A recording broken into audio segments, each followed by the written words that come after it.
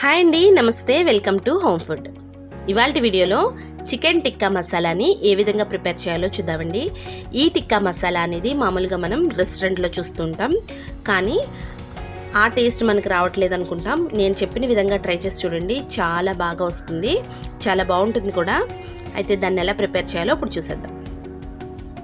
దానికి ముందుగా చికెన్ తీసుకుని దానిలోకి 1 స్పూన్ అల్లం వెల్లుల్లి పేస్ట్, 1 స్పూన్ కారం, 1 స్పూన్ ఉప్పు, 1 స్పూన్ పసుపు, కొద్దిగా ధనియాల పొడి, కొద్దిగా జీరా పౌడర్, కొద్దిగా గరం మసాలా పౌడర్ వేసుకుని హాఫ్ లెమన్ కూడా పిండేసుకుని దీన్ని బాగా ఈ మసాలాలన్నీ చికెన్కి బాగా పట్టించేసి ఒక 10 మినిట్స్ పాటు మ్యారినేట్ చేసుకోవాలి.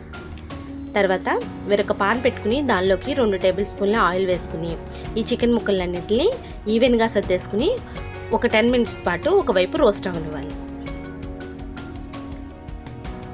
ఈ విధంగా రోస్ట్ అయిన తర్వాత వేరొక వైపు తిప్పేసుకుని దాని వైపు కూడా ఒక 10 మినిట్స్ పాటు ఈవెన్గా 2 వైపులా రోస్ట్ అయిన తర్వాత వీటన్నిటిని తీసి పక్కన పెట్టేసుకుని తర్వాత వేరొక పాన్లో ఆయిల్ పోసుకుని ఉల్లిపాయ ముక్కలను కూడా వేసి ఉల్లిపాయ ముక్కలు బాగా వేగిన తర్వాత 1 స్పూన్ అల్లం వెల్లుల్లి పేస్ట్ వేసి పచ్చివాసన పోయేంత వరకు వేయించుకోవాలి.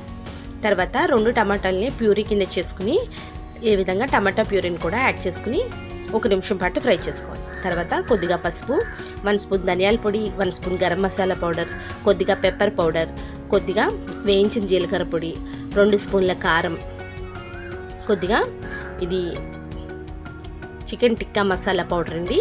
ఇది మీకు బయట మార్కెట్లో దొరుకుతుంది, దాన్ని కూడా యాడ్ చేసుకున్నాను. తర్వాత కొద్దిగా సాల్ట్. ఈ మసాలాలన్నీ బాగా కలిపేసుకోవాలి. ఈ విధంగా బాగా కలిసిన తర్వాత 2 టేబుల్ స్పూన్ల పెరుగండి. ఈ పెరుగును కూడా యాడ్ చేసుకుని 1 నిమిషం పాటు వేయించుకోవాలి. ఈ మసాలాల్లో పెరుగు బాగా కలిసిపోయిన తర్వాత మనం ముందుగా వేయించి పక్కన పెట్టుకున్న చికెన్ ముక్కల్ని ఇందులో యాడ్ చేసేసుకోవాలి. ఈ చికెన్ ముక్కల్ని యాడ్ చేసుకుని ఈ మసాలా అంతా ముక్కలకి బాగా పట్టే విధంగా బాగా కలుపుకున్న తర్వాత కొద్దిగా వాటర్ని కూడా యాడ్ చేసుకుని 1 నిమిషం పాటు ఉడకనివ్వాలి.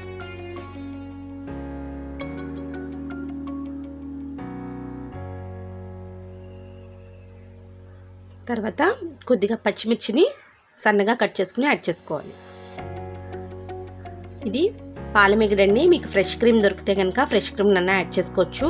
లేదు అంటే ఇలా పాలమీగడ్ని కొద్దిగా కర్రీలో కలుపుకుని యాడ్ చేసుకుంటే కర్రీలోకి ఈవెన్గా కలుస్తుందన్నమాట. ఈ విధంగా కలిపేసుకోవాలి. పాలమీగడ వేయడం వల్ల మంచి టేస్ట్ వస్తుందండి.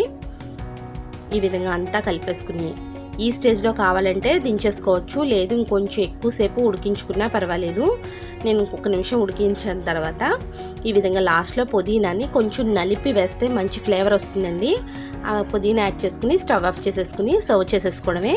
చాలా ఈజీగా చెప్పేసాను కదండి, చాలా ఈజీగా కూడా ఉంటుంది, చాలా బాగుంటుందండి. మనం ఎప్పుడు చేసుకునే రెగ్యులర్ చికెన్ కర్రీకి చాలా డిఫరెంట్ ఉంటుంది దీనికి. మీరు కూడా ట్రై చేసి చూడండి. మీకు ఎలా వచ్చిందో నా కామెంట్ సెక్షన్లో షేర్ చేయండి. నా వీడియో నచ్చితే కనుక నా వీడియోని లైక్ చేయండి, మీ ఫ్రెండ్స్తో షేర్ చేసుకోండి. ఇటువంటి మంచి మంచి రెసిపీస్ కోసం నా ఛానల్ని సబ్స్క్రైబ్ చేయండి.